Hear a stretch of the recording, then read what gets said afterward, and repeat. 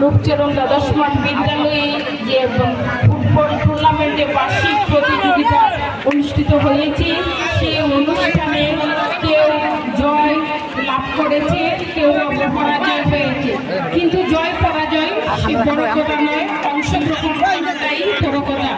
তো আজ আমরা সবাই যে মিলনবন্ধনে আবদ্ধ হয়েছি তা শুধুমাত্র আমাদের যে কল্যাণ সংঘ, যে সংঘ ক্লাব রয়েছে, ওনাদের পরিচালনা কমিটির মাধ্যমে আমরা সবাই এখানে এসে সমবেত হয়ে সেই আনন্দ উপভোগ করতে পেরেছি।